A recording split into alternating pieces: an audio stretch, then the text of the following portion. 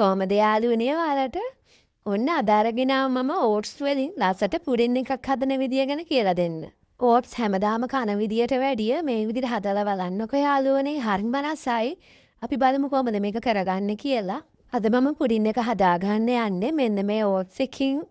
මම ඕට්ස් ටික මැනගන්නේ මේ වගේ කප් එකකින්. මේ වගේ කප් එකමාරක් මම ඕට්ස් අරගන්නවා. ඔයාලට ඕනම කප් එකකින් ඕට්ස් මැනලා ගන්න පුළුවන්. දැන් මම මේ විදිහට ඕට්ස් ටික ඔක්කොම වෙනම භාජනයකට දාගන්නවා. ඕට්ස් ගත්ත කප් එකෙන්ම වතුර කප් එකමාරක් මම ඕට්ස් එකට දාලා වහලා තියාගන්නවා හොඳට පෙඟෙන්න. එතකන් මම කැරමල් එක හදාගන්නවා. දැන් මම පෑන් එකක් ලිපේ තියාගෙන ඒකට මේස හඳි දෙකක් පුරවලා සීනි දාගන්නවා. කැරමල් එක හදාගනිද්දී ගින්දර වැඩි කරගන්න එපා. අඩු ගින්දරේ තමයි අපි කැරමල් එක ලස්සනට හදාගන්නේ. දැන් කැරමල් එක ලස්සන පාටකට ආවට පස්සේ මම මේකට වතුර මේස හැඳි 3ක් දාගන්නවා. සීනි ටික හොඳින් දිය වෙලා මේ වගේ උකු පදමට ආවට පස්සේ මම ලිප් ඕෆ් කරලා ට්‍රේ එකට දාගන්නවා. දැන් ට්‍රේ එකට කැරමල් එක දාගත්තට පස්සේ අපි මේක හොඳින් සෙට් වෙනකම් පැත්තකින් තියාගන්න ඕන. මේ තියෙන්නේ මම පෙගෙන්න තියාගත්ත ඕට්ස් ටික. දැන් මම මේ ටික ඔක්කොම බ්ලෙන්ඩර් ජාර් එකට දාගන්නවා. ඊළඟට අපිට ප්‍රෙස් මිල්ක් අවශ්‍ය වෙනවා.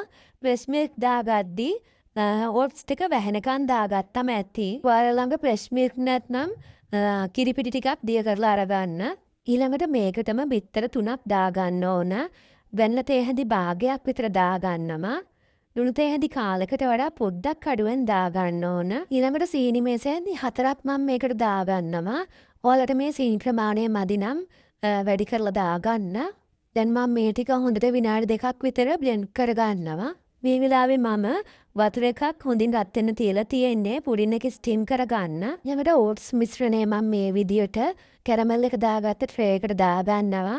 දැන් පුඩින් එක මම ස්ටීමර් එකෙන් තියාගෙන හොඳින් වහලා ස්ටීම් කරගන්නවා. වතුර යන්නේ නැති වෙන්න පියන මම මේ විදියට රෙදි කෑල්ලකින් හොඳට ඔත්තාගෙන වහගන්නවා.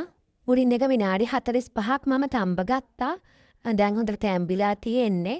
මම පැය 3-4ක් ෆ්‍රිජ් එකේ තියලා තමයි පුඩින් එක එළියට ගත්තේ. බලන්න යාළුවනේ හරිම ලස්සනට තියෙනවා අපි හදාගත්ත ඕට්ස් පුඩින් එක. කිරි වලට දාලා කනවට වැඩිය වෙනසකටත් එක්ක ඔයාලත් මේ විදියට පුඩිමක් හදන්න යාළුවනේ. ඉතින් හැමදාමත් වගේ මගේ channel එක follow කරලා මාත් එක්ක එකතු වෙලා ඉන්න හැම දෙනාටම ගොඩාක් ස්තුතියි. මම ඔයාලට පුඩින් කෑල්ලක් අරන් පෙන්නන්නම් යාළුවනේ. මේ බලන්න හරිම ලස්සනට සෙට් වෙලා තියෙනවා. ඒ වගේම හරිම රසයි මේ පුඩින් එක. ඉතින් තවත් රෙසිපියක් අරන් එන්නම් යාළුවනේ. ඔයාලට සුබ දවසක්.